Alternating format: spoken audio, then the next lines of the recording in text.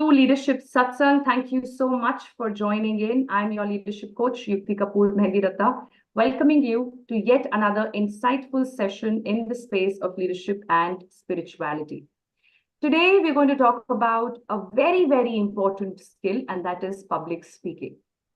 I believe that every leader needs to learn how to be a speaker. It's not as if you don't know the language. And just being able to speak in the language that you know does not qualify you to be a speaker. Speaking is a skill. Speaking in public is a skill that needs to be learned consciously. There are a lot of tools and techniques that can make us even more effective and impactful as public speakers. But before we get into understanding what those tools and techniques are and learning them, we need to prepare our mind for it, because public speaking is one skill that works here first. What holds us back from giving it a shot is our mindset. A mindset that is clouded with fear. Fear of being on the stage, fear of being judged, fear of being laughed at, fear of the spotlight, and many other fears that hold us back from giving ourselves that fair chance to share our thoughts that can probably make a huge difference in someone's life. But we haven't yet allowed ourselves to do that.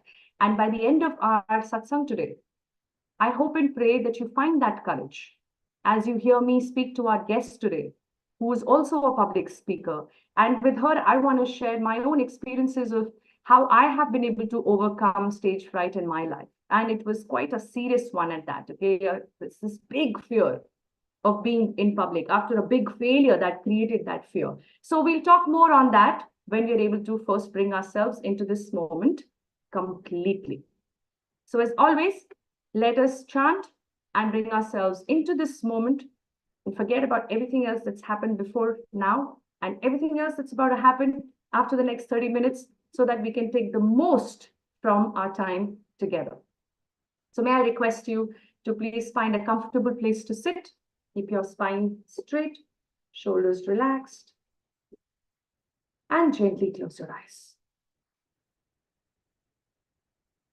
Just quickly scan your body and see if there is any stretch, any unrest, any uneasiness anywhere. Just adjust yourself and make sure that you're comfortable.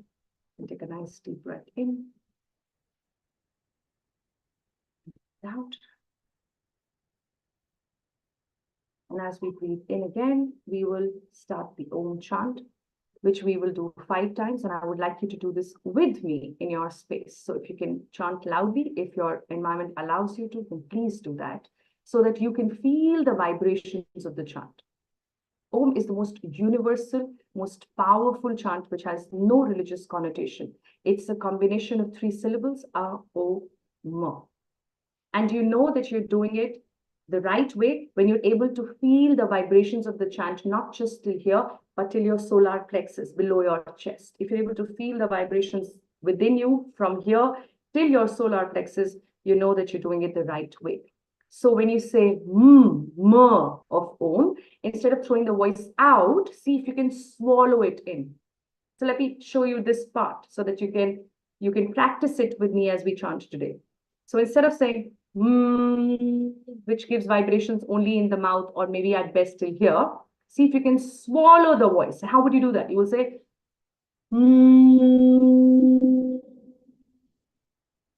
inside.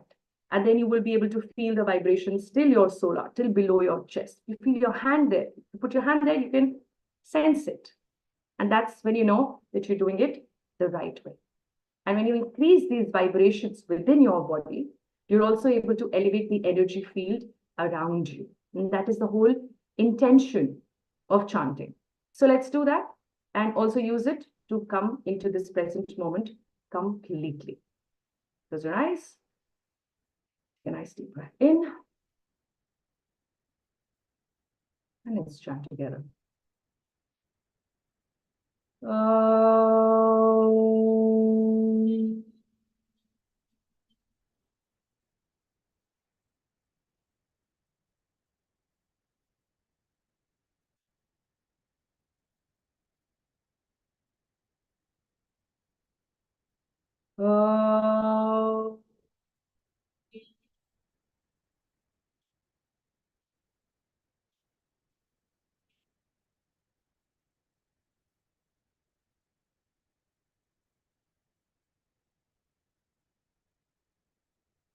Oh.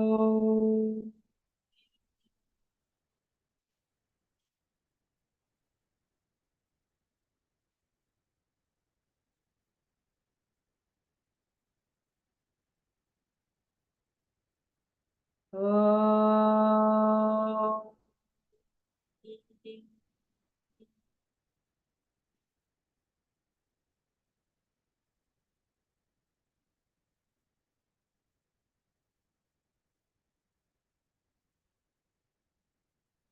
Oh.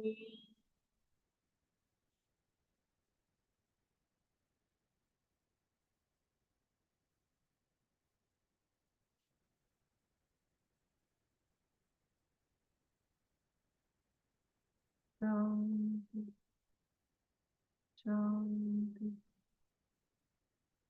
shanti.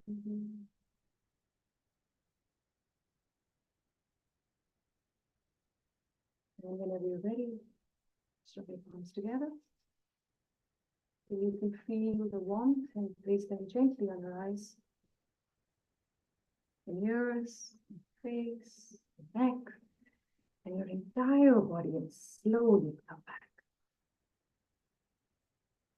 And as you come back, tell me, how are you feeling? And which part of the world are you in today? Where are you joining me from?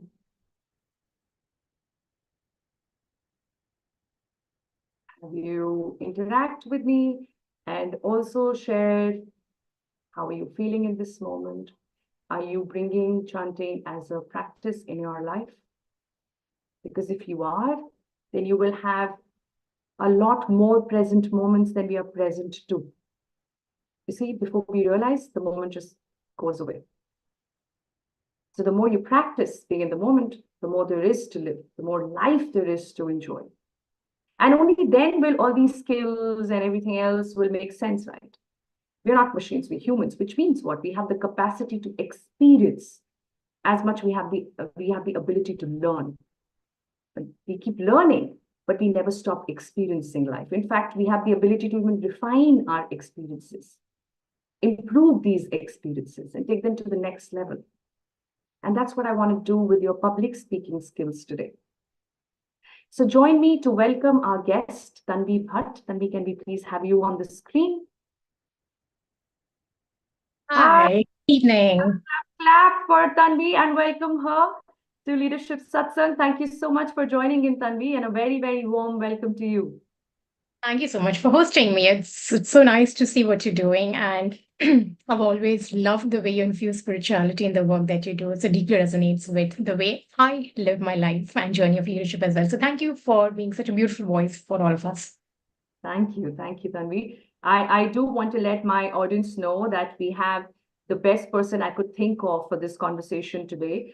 So I'm sure many of you know Tanvi already. She's a personal branding expert. She also writes a column called Brand You for Economic Times. She's a 3-time TEDx speaker herself and has spoken on diverse themes around personal branding to thought leadership to stagecraft to public speaking. And that's when I thought that who better than you, Tanvi, to talk about overcoming stage fright. Let me just share my experience with you of being on stage. And this was when I was in my 6th grade, and I was a topper in Sanskrit. Okay, so in 7th grade, early on in the year, there was some Sanskrit poem recitation competition. Okay. Mm. And I would have never put my name up for anything like that. But my teacher did without asking me. And she said that, you're the topper in the class, so just memorize the poem that you want and just go for this competition. And it was all fine till I hit the stage. And when I was up there, I completely froze. And I was trembling and shivering and sweating. And I was so scared to hold the mic because I thought that I'll drop it, and it was a terrible experience, to say the least. And I could barely complete the poem. And then I just put my head down and I left the stage, deciding somewhere in my mind to never come back on it, And I'm not sure if people were laughing or not, but in my head for a long, long time, I heard people laugh at me, here. that, oh my God, everyone's laughing at me. Oh my God, they still will remember. And for months after that, I felt like there is nothing better for people to think about except for that, imagining me up on the stage and doing what I did. But of course, as much as people would have moved on, I couldn't. I couldn't for a very long time. I was just right there on stage, feeling the way I felt in that moment. And I also realized in that moment that if you don't give yourself another chance, no one does. You know, the teacher would write you off, and she did. She wrote me off, saying, "Oh God, bad choice, bad decision." And of course, she had other people she could have punted on, and she did. But had it not been for this personal desire to overcome this embarrassment, I would have been one of the so many out there who have completely written off this ability to be able to speak in front of people, as much as they have a lot to share and the ability to make a lot of difference in so many lives, only if they could allow themselves to be up on stage. And so I did that for myself slowly but surely. I was part of group dances so that I'm not visible, last row. And then I came to mid row. Then I started leading dance performances. Then I started doing solo dance performances. Then I started winning a lot of awards. And that got me a lot more confidence to be able to then start speaking from the stage. And then from there to doing whatever 250 plus shows and, TEDx talks and whatever else is a function of practice, practice, and practice, but more importantly, giving yourself a chance to say it again and again and again. And I think there is no end to it. I think you would agree as a speaker yourself that even now when we go up on stage, we come back thinking, I could have done that better. Like I could have said this a little better. These are the things that I must do next time. Is that true? Like, let's hear it from you, Tanvi. What's been your experience of embracing the stage? Yes, I think it's absolutely true. You've nailed it beautifully that it's all about giving yourself the opportunity to keep failing again and again every time you're up on the stage, because there are a couple of perspectives, right? The benchmark that you set yourself, the benchmarks that you've seen your mentors have, the benchmarks that your coaches and mentors set for you. It's a combination of all those things. And the top it all is the fear of judgment, criticism, ridicule, the fear of not being good enough, the fear of freezing, all those things are simultaneously playing in your psyche every time you take stage, whether it's your first stage or your 100th stage. It doesn't matter, right? And those people who say no, that the fear of speaking does not exist in their lifestyle, they're lying. Because you can speak even if you're fear free, but you cannot be fearless. As long as you're human, you're going to have some dimension of fear playing up, unless you're extremely cocky, arrogant, and overconfident as a speaker. And I think people like us who are in this business of service and leading others with our own journeys and life experiences, at least are not at that level of vibration of mindset, skill set, and action set. All of these things, right? So we are inherently going to be nervous, afraid, anxious, and it's okay. So we be fear free in spite of all those things, and we take stage every time we want to share our message. So when I started speaking, I was 25. And I was gracing stages where my audience had CEOs and CXOs with 20 plus years of work experience behind them. So you can only imagine how nervous I could have possibly been back then as a 25-year-old kid to speak to such a senior audience time and time again. And the only mantra okay, let me share this quick story with you. The very first keynote talk that I'd given, right? The paid keynote talk as a professional speaker, I failed miserably. I was, I thought I was at the top of my game. I'd memorized the whole talk. I was doing all the right engagement triggers, trying to interact with my audience, and I was still faced with a zombie audience. In sort of everything that I did at the end of that 1 hour, I did not get the engagement that I was hoping for. And as a first time speaker, you go like, oh my God, what did I do wrong? Right? Am I so bad? Do I suck at it?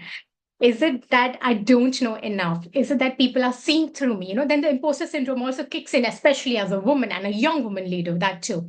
When you're faced in a room of 50 plus years of experience that people have. And I was facing an audience which was all gentlemen in suits, intimidating looking leaders. And here I was the only woman in the room. After that entire experience, obviously, I was like, I really wanted to run away from this ballroom as soon as possible. And I kind of promised myself in that moment saying, oh my God, Tanvi, this is not your cup of tea. Right. And we all do that. Like you said, you did that for yourself. I did that to myself. Like, I'm just going to be a coach. I don't think speaking is my thing. But then again, you meet people, you meet mentors, and they give you perspectives that speaking as a profession is not about you, but it's about your audience. So if you think you have something of importance, value, message to share with them that is going to enrich and enhance their life from where it is today to the North Star that they all aspire to go to, then it is your responsibility, come what may, what your audience thinks, feels about you, how badly you bomb on some days, because you're not going to be fabulous every given time. We all are going to have good days, bad days, and terrible days as a speaker. And I've already been there, done that. It couldn't get worse than that, is what I told myself. So, yeah, when you're rising from the rock bottom of failing as a speaker, there's only one way to go. So that's what I want to tell everyone. It doesn't matter, how badly you've bombed or failed as a speaker. If you've frozen, if you forgot your script, if your technology didn't work and you thought, it made you look like a fool, none of that matters, especially if you're serious about making an impact and speaking your soul. That is the mantra that I have today, that I'm going to go out there in my service to help people learn from my own journey, experience, expertise, experiments that I've done as a person, professional, and a thought leader in this space. And hopefully they will pick up things that will transform their lives.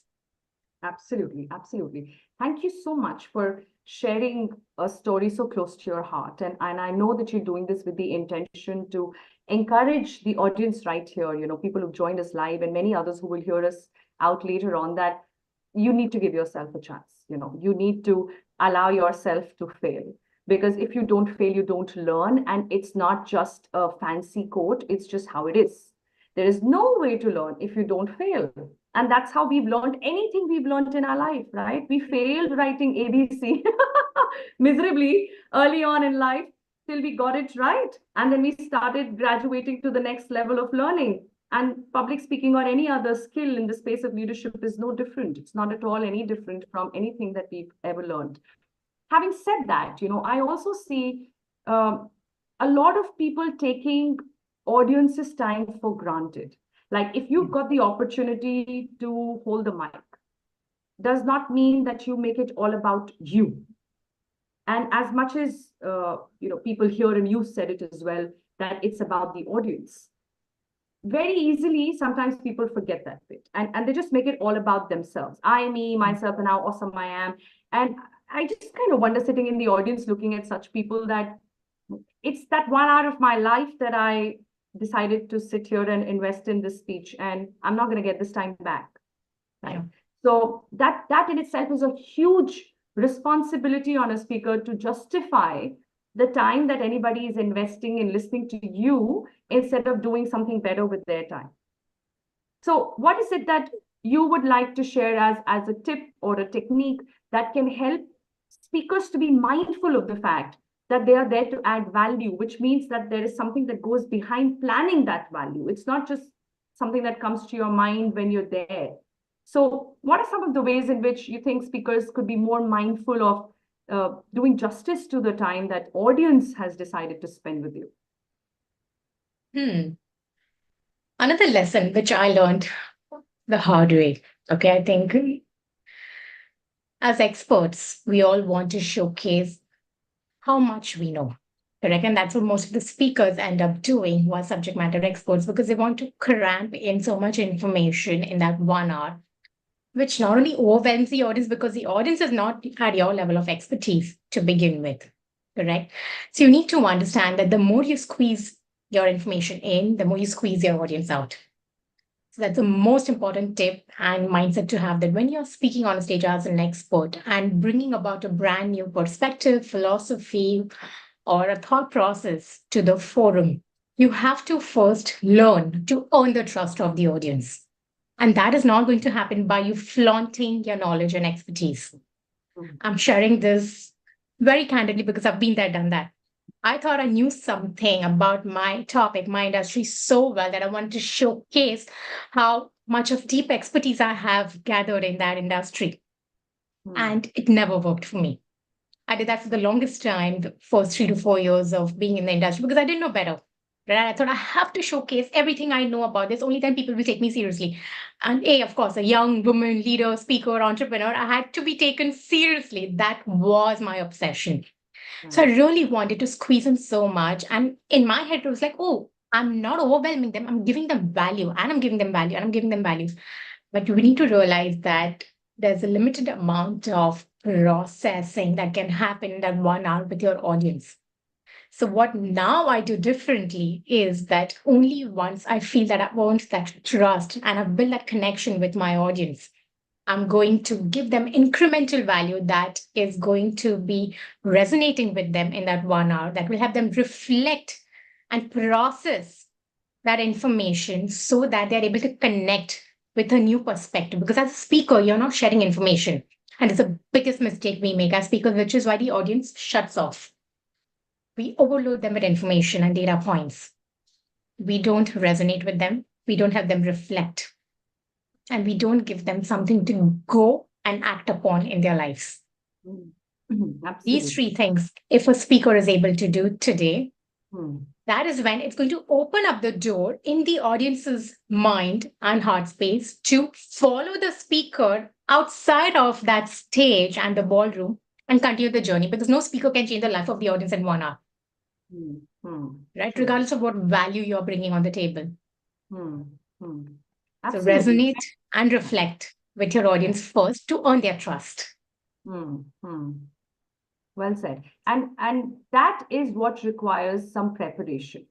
I mean, you kind of come prepared with the knowledge of the audience and the clarity of your content. Like both are they should marry each other, right? So who's sitting there listening to me and what will be relevant for them? And so knowing your audience becomes the most important prerequisite for any speaker before they show up for the event. And as much as it sounds like an absolute common sense, like who wouldn't think of that? Trust me, this is where we see so many speakers fail, right? They come in sometimes. So I have made this mistake of addressing people in a tier 2 city. And since I kind of get my flow in English now that, we've been using this as a first language for a long time, it was somewhere in the middle of my talk did I realize that people are sitting with absolute blank expressions, and that's probably not so much about the content, and it's about the language I chose to use to express my story. And I quickly switched and everything changed in the room thereafter, right? So something simple, it, but in that moment, you just kind of completely forget about the basics. And so it's so important that you study your audience, you learn as much as you can about your audience and what is important for them, because value is such a subjective word. Like you said, we should be there to offer value, but what's of value to me might not be of value to you.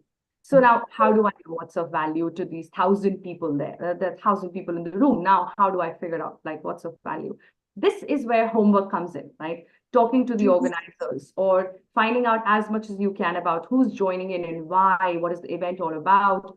Very, very important. It's really important. And when you become a paid speaker, a professional speaker, there is this unsaid pressure, performance pressure, because you've been compensated for your time and you take that additional pressure upon yourself that, I need to justify being paid this amount, or whatever that amount is, which of course slowly increases, and maybe somewhere the pressure increases, which is where we need to remember the mantra that you shared a while back, that whether it is a pro bono or it is a paid gig, right?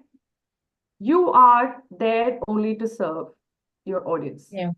That's who you do. That's what you do as a speaker. That's who you are as a speaker.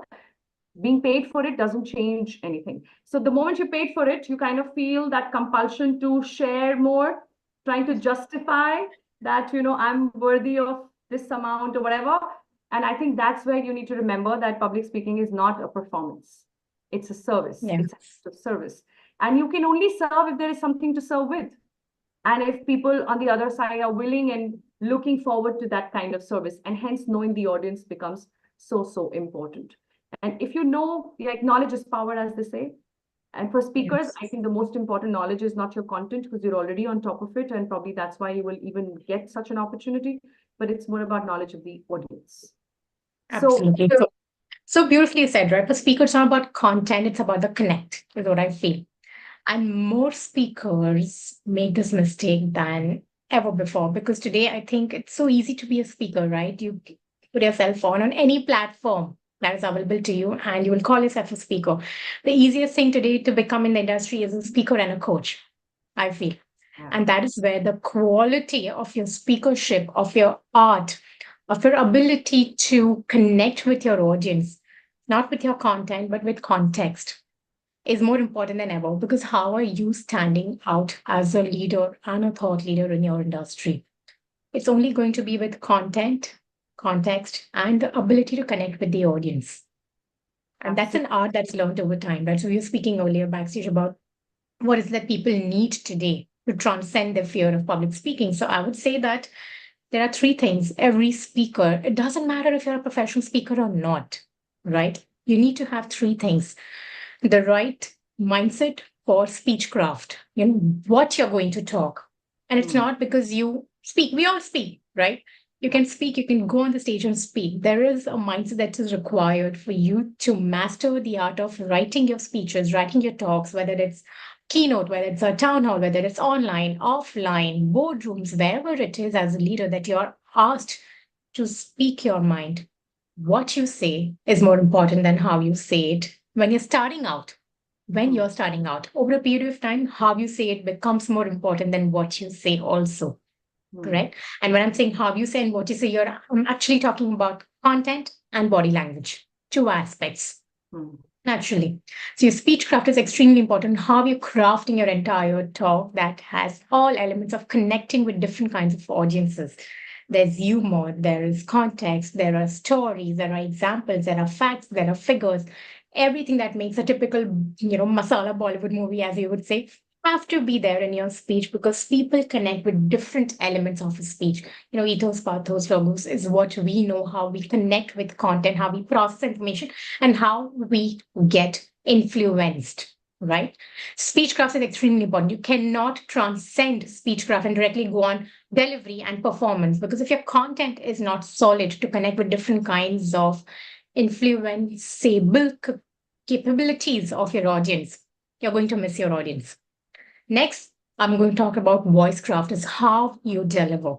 Because Mm. once you know what you have to talk, is how you deliver that, how you use your voice, your volume, your tone, your pauses, your pace of speaking. You have to practice all these things. And that's what you beautifully said. It takes that amount of prep behind the scenes before every stage you go, and you hope to conquer that stage and, ensure that you make that impact. So voice craft is a combination of all those things, whether you play with your volume, your pace, your pauses, your emphasis, your enunciation, your tone, your emotions, the way you tell your stories, the way you relive your stories, all those things come in your voice craft, whether it's online or offline. Mm. And the third and the most important element, which really, I believe, helps fried or the anxiety, the mind craft. It's the strategy of speaking. It's why you are on that stage. What is your reason d'etre? What is your purpose of speaking, and what impact you want to drive home? Mm. Because as a speaker, let's face it, you and I both know that we are salesmen or saleswomen. We are salesmen and women of ideas, of change, of transformation. Mm. And if you don't have the right strategy to drive home that point, to seed that idea, and to ignite that desire and momentum to adopt that idea in the psyche of your audience, you're failing as a speaker.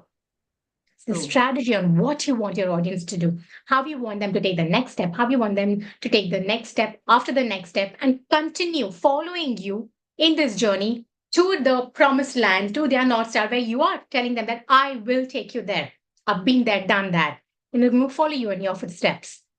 So you have to have the right mind craft in place to play the strategy of speaking right. And only once you play with all these different kinds of stagecraft, much before you take any stage, is when you will start overcoming the anxiety, the stage, because you've put in so much work.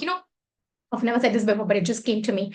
So public speaking is nothing but, the iceberg metaphor in action, right? The 80% is what happens at these levels of stagecraft before you even take the stage.